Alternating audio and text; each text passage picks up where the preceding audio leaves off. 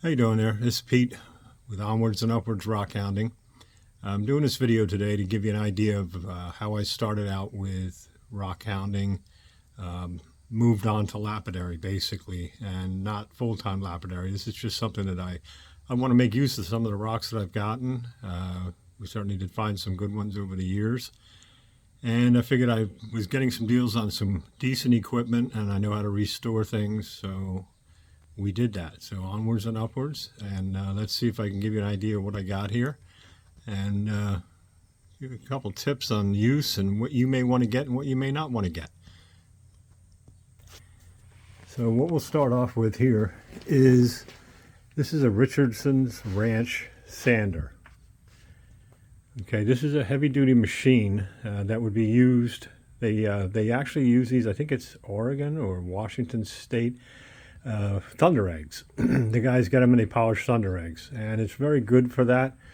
In our case here, I would use this to clean off any of the heavy debris on any rock that was cut, or let's say we get a bad cut, we can level it out without spending a lot of time on a calving machine. Messing up your diamond calves and make it a lot cleaner to work with. As you can see on the side of the machine, I have different grits, 220, 400, there's even 60 grit. Probably wouldn't use 60 grit too much, it would clog the paper, and 800 grit. And this machine, as you can see, is a single motor machine. It has a pad on here, which you have to be careful with this pad, because this, in a spinning rotation, this is not your standard 1885 or 1785 horse revolutions per minute. This is rather in the 3000 RPM range. So either way, well, the RPMs will cut you depending on what you're spinning. And right here, this is pretty dangerous. So you want to get yourself some gloves and also wear the proper PPE. This is a great mask. I actually found this mask by watching one of my favorite, one of my better, newer YouTube channels I've been watching, AZ Rockhounding Adventures. Take a look at them. They're pretty good for the Arizona area, and they're trying to get into every state and rockhound in every state. And they gave me a couple tips on some of these things just from watching their channel, and I've been doing a little bit of communicating here and there. But what I figured was, this is actually hooked up to a vacuum, and this will suck the dust out, but you will get some dust because this is the cavity of which the dust gets absorbed and blown through into a HEPA filter vacuum. And I store that under the bench. Down below I have a bunch of stuff laying all the way through, but there's a HEPA vacuum right there. It's a specialty type vacuum, and it does get most of the dust and recirculates the air. So I figured I'd give you an idea. What I would do is, in this case, get a stone such as this agate, and you can knock it down to what you have here, starting off with what you have here. Okay, so let's give it a shot. I'm going to turn it on, give you an idea of how it rotates, and I would recommend gloves. One thing you want to keep an eye out for is this is not a waterborne machine, so you really can't use water with it, so you have to worry about heat fractures. So you really, if it's more of a touch, work it a little bit, take it away. Feel the rock. Understand that the heat can create fractures, and it could do more damage than good in certain cases, depending on the type of rock you're using. But I got this as an option for me only because I want to save on the diamond wheels. As we all know, they're not cheap. You probably spend $100, $150 per wheel, depending on the wheel that you need. So if we can preserve some of that, I will. Again, should use this on harder rocks, harder than agate. Like I said, they developed it for their thunder eggs, and it works quite well for them. I'm going to turn it on and give you an idea of how it sounds, and the process that I use. And it is hooked right on up where my vacuum is plugged in and my light is plugged in. So when I turn it on, everything simultaneously goes on together. Here we go.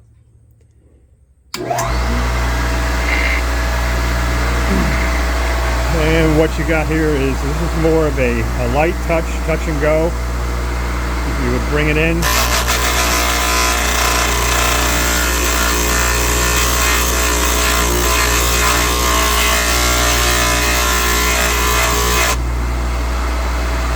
see from the shiny area right there that that's what it's working on. Right now I think there's only 220 on there. So that gives you an idea of what it does now. The vacuum was running during that time as well, so it really wasn't that noisy. It's definitely a workable idea. And this PPE mask is fantastic.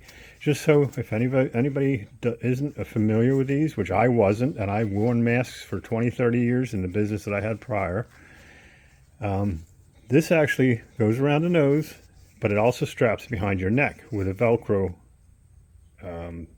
keeper in the back. This is more comfortable than I have actually put it on and forgot that I've had it on and had it on for maybe 2 hours in the garage. And it's compared to what I used to wear, which is one of these masks right here. They're very cumbersome. I used to be refinishing antiques and whatnot for probably 25 years and wore those masks, and they're terrible. They do the job. They keep your your VOCs and what you want to keep out of your lungs. They do work for that. Let's see if we can get a label on this one here. And if you can see what that is, this is on Amazon. They run about, I think, $22, $24, something like that. Okay, so that's an idea with that one. And we can move on to this one here. This is a Beacon Star. This is a 4-wheel cabbing machine. 2 of these wheels are soft press, so when you're working a cab, you can give it a little bit more feel. When you get to work with this, you'll actually feel it's softer, so you have more flexibility with your stone.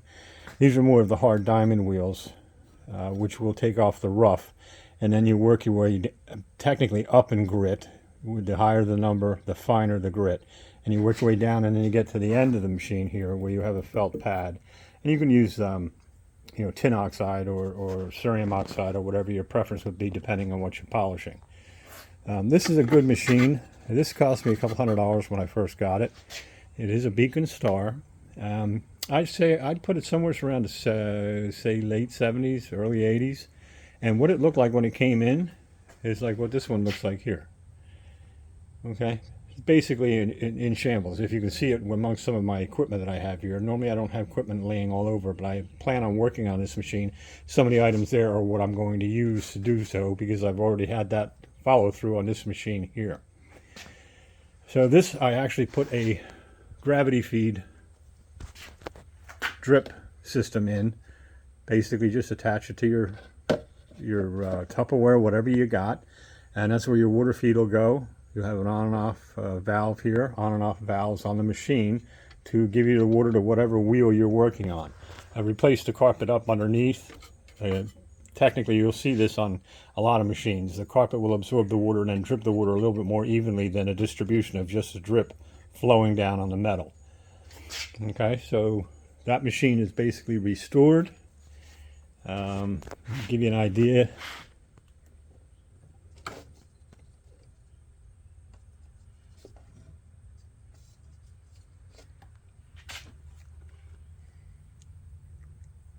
One second here. Make sure that I don't have anything in the way.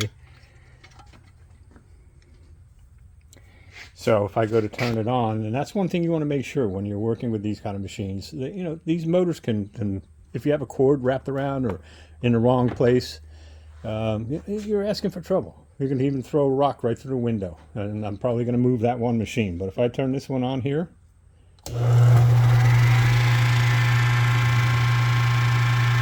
that sounds beautiful. That's ready to turn a rock. For an instance, you would take this and start working it down in this condition and work your way down the grit and get yourself a finer and much more enjoyable finish on here, a nice shine. So that's an idea on a machine for cabbing. Of course, again, I'm going to be working on this one and getting that one restored. The Richardson Ranch also offers this model. This is what they call a bull wheel. It's basically a polishing tool. We work with what's on there now is cerium oxide. This is a hide wrapped around a wheel with a 20-inch pulley, and I believe that's a 1/4 horse motor. It's obviously designed to move slow, and the process of what you do with a machine like this, you would spray it down, you know, get it wet for a good start. Your cerium oxide would normally be in here, it would be wet, and you turn your machine on and you apply a little bit of the cerium oxide, and there you go, you get a nice clean coating of the cerium oxide. And then you would take your stone and polish it. You find a nice sweet spot to work it. So you're going to go back and forth, to start in the middle and work your way out to the sides. The further out to the side, the faster of an RPM it is. But what you end up with is what we've got here. This was actually polished on that machine. I worked it first on the Cab King, and then I worked my way over here and polished it up. It actually does a pretty nice job, but I really enjoy this machine. I will use this more often probably than the standard buffing dual end buffer. I do like them as well for smaller stones and whatnot. But you also have to be careful when you're holding and working a rock on this, that you find a sweet spot and make it work. Don't go in the opposite direction, because it can throw your rock. So you obviously have to be careful, just like anything in lapidary. You know, make sure you got a hold of what you're working with if you're using dopping sticks and whatnot. But this is actually a great machine.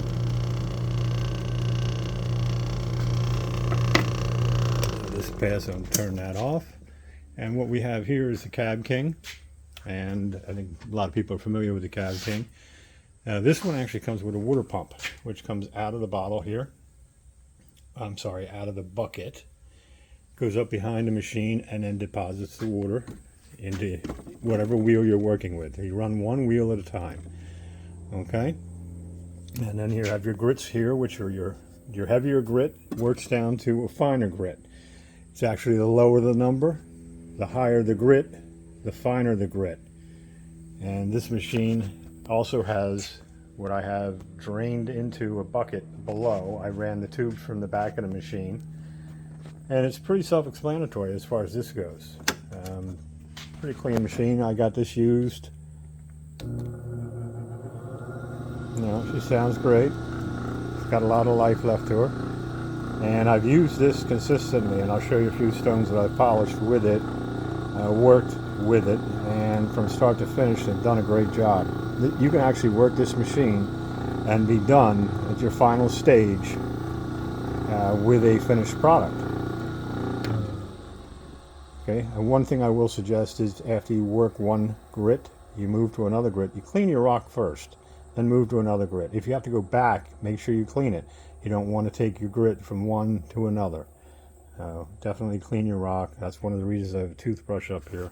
And you know, it just helps things to move along and not contaminate the grits and not put extra scratches in there you've been trying to get out. This here is an old Coington. This is probably late 60s, early 70s. I've been working with this off and on. I'm actually in the process of making up a drip panel here, actually a container, and on Etsy you can source products like this. Okay, these are actually from a homebrew supply company, but the same difference is you would take one of these and thread it onto a Tupperware container or whatever you choose to use, and you attach this to that, make it the size that you want, and then focus it right over top of the wheel and drip your water as you need it. Okay, so that would actually attach to that piece I just showed you, would drip into that, and you would be good to go. This one here is making a little bit of noise right now. I have to do some adjustments to it, but again, being a flat lap, this is a 400 grit. I keep all my laps labeled on the back, because once you start using it, look what happens to your label. You need to know what they are. Make sure you do that and don't cross-contaminate. Keep them in separated containers. I've used an old file holder here, which I've got them all separated, and you can do your flat work here. These do achieve a beautiful polish. Mr. Chuck Gainey does a lot of his final work on one of these machines, and he's got some impressive stuff. Keep your eye out for those. I'm sure you've seen them on the groups. So let me see if I can turn this one on and just give you an idea So that's what we've got. I need to stabilize this machine a little bit from the underside. I have used this. It is a good working machine. It's just where we're sitting right now, this has just become its new home. So I need to do some alterations to make it 100%. Okay, and then we have the machine over here that's hidden back behind. And this is a Blake spool polisher. It's a very small motor, and this will work with interchangeable oxides they have that you inject. There's different grit oxides. And what you do is you put a little bit on the stone, you work it in, or I'm sorry, on the wooden wheel, you work it in. You can have different grits all the way up, different stages. And it was for something like opals and very soft stone. And you work your stone cabochon shape or whatever you're working with, and the grit will grind into the stone, and then you wipe it off and move to the next. Very tricky with making sure you keep it clean, but this is an older machine. I hope to put that into use for some softer material if I ever get some that I like and want to give it a shot. We've got another machine here, which I put up a couple times. I have restored this from a dirt machine. This was basically black, dirty, didn't work. It was just disgusting. So I've taken it completely apart, redone it, repainted it. This has an expanding wheel here, and you can change these grits. So if you have a multitude of grits on here, you just slide this off and you can put another one on. So you can basically go from start to finish with this one machine. This I believe is like a 120 diamond wheel, which you can work and then work your way from here up to higher, softer, finer grit. And then you can even come to the end and have the polish pad, put a piece of felt on here and some polishing powder or whatever you want to use. This machine came with the splash guard. I run mineral oil in here, which is what the previous owner did, and thank God he did, because more than likely this would have been rusted away. This has a slide vise that will hold your rock, so if you're afraid to put your fingers in there, this will save you some time. You can push this through. I've done 2 or 3 cuts on the original blade that this came with. It's a great little machine. I can probably turn it on at this point. And first of all, let me put the splash shield on, and one of the things that you should think about if you're going to do lapidary and working with mineral oil, I'm going to pull away real quick and get yourself one of these aprons. Okay? That's a leather apron. That will save your clothes, because these get loaded up with mineral oil. Not that the mineral oil won't come out, but you're working with it all the time. You're going to get it in places you don't want it. So let's turn this on real quick. Purrs like a kitten. You can see the saw spitting out the oil where it needs to. And if I attach the water drip system here, which I plan on making a drip system for this one, and I'll show you real quick the drip system. I did show you the combination of what you need for a drip system right here, but if I come back over here, this is the drip system that I made for this one.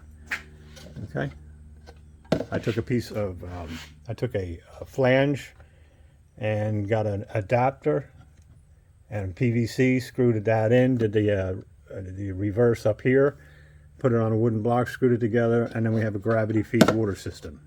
And this will drip into this, and you control it from the valves. Well, that's the exact same thing that I would do on this unit here. It wouldn't have to operate with a pump. The cab generally comes with a pump, and that's why I have the pump hooked up to it. Why not? So this one needs the drip system. This one does too, so I'm going to do the same process. So keep in mind, I picked this up for pennies on the dollar. I mean, seriously, I think it was $100. And, you know, these are the cuts that I'm getting. And it's a 6-inch saw. It's an older saw. It's probably 90s, 80s, 90s. It's a Loretone LU6X. And they still have parts for these. Actually, Coington carries a lot of parts for a lot of these machines, believe it or not. So That's a basic idea of what I got going on there. I have a few hidden pieces under the bench here. I still need to work. There's a flat lap in there. A tumbler I haven't gotten into yet. I've got a Fordham hanging up here, which is basically a Harbor Freight Fordham. You know, so you have you can drill your pieces in water using the Fordham. You don't need to use a drill press in water, which I have anyway. This is my process here. A typical drill press, and I put water in a pan and I can drill through stone. Make sure you get the right bits. Don't be using these diamond wrapped coated Chinese bits. They don't work. You want to make sure they're a spiral type bit. I don't know if I have any over here, because this was an afterthought. I don't think I have any sitting out. Yeah, I do. These right here. These are good for drilling holes into quartz and whatever hard stones you're working with. Okay, you can see what they are. I'll give you an idea of what not to get. These do not work for drilling. They may work for cleaning up a hole or whatnot, or giving you the impression of where to start the hole. To me, they're useless. Okay, so let's go over here to this beast right here. This is the Coington, which I restored from the beginning. That's a 20-inch Coington. It's probably about, I'm thinking early 90s. I didn't get they actually couldn't give me a date on it through Coington, but they did help me with getting it figured out. I put wheels on this machine because I needed to push it around. This thing is about 800 pounds. Now I can move it and do what I need to do with it. Give you an idea back here. So I changed these pulleys out. This pulley was reversed with this one. The guy that had this previously cut glass. So that means he wanted to move it through faster, because it's actually an auto feed back here. These are all connected. This is an auto feed. So I switched the pulleys to slow the auto feed down. When you're cutting a rock, you want to move slow.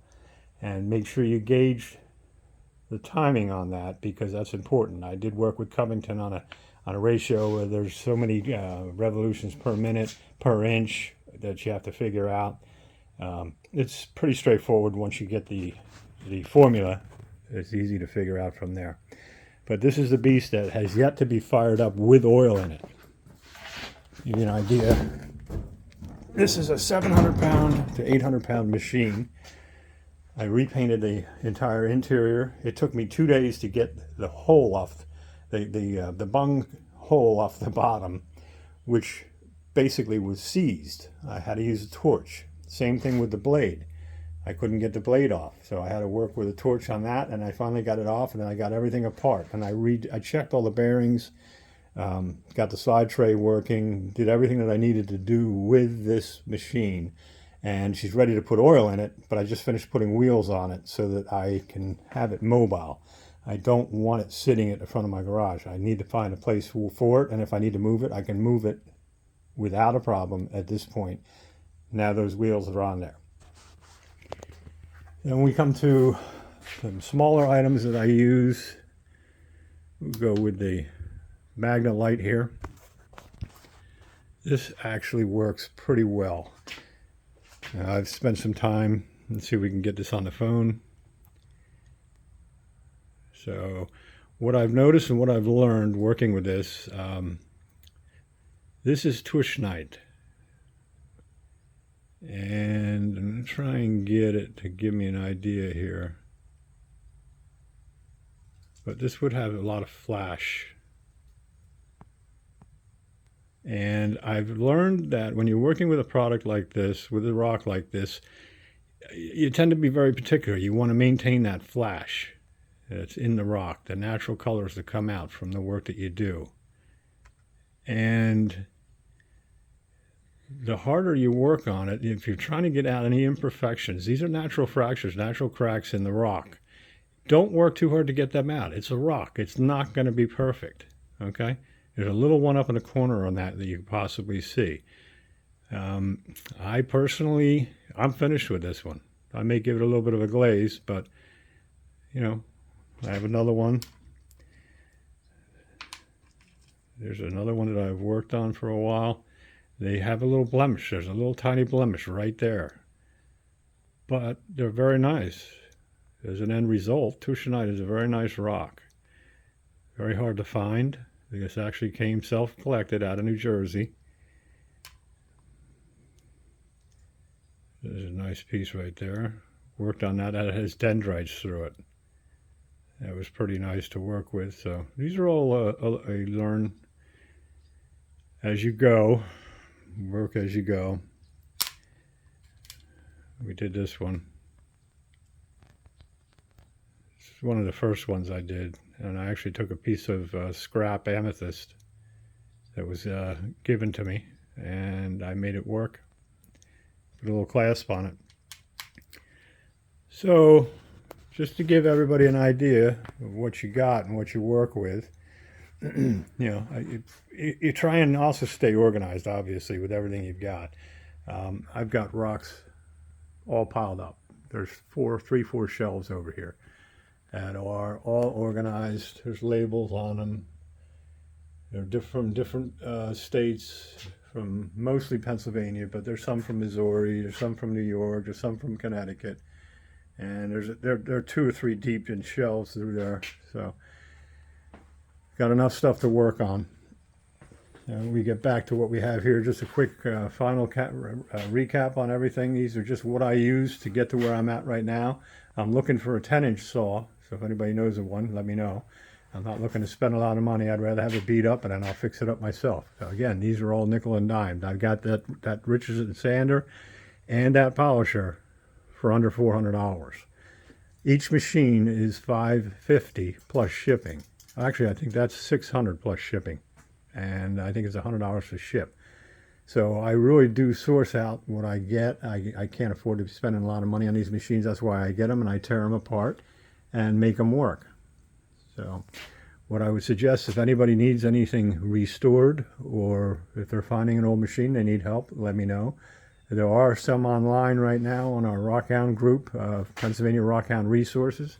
There's 4 slab saws or 5 slab saws that are available very inexpensively right now. 18-inch, and there's a 25-inch. These are in Pennsylvania near Pittsburgh. So if you think you can use a saw, make it work. These have not been run in 15 years, but I'll show you what wasn't run in 15 years, and look how it looks. That did not run for 15 years from another person that I purchased this from, but I paid a lot more than what these are being asked for. Okay, this saw is probably worth, you know, if you try to buy this today, I think they're in a $5,000 to $7,000 range, depending on the brand, make, you know, size. But to get something like that, I probably have, you know, $1,000 invested in it between time and whatever else. So, yeah, I don't think I put any real parts on it except made the wheels for it. So there are definitely some lapidary deals out there. Keep your eye out, and hopefully some of these tips help you along. And definitely, if you like what you've seen and like what I've given you as far as information, let me know. Just leave a like, and onwards and upwards.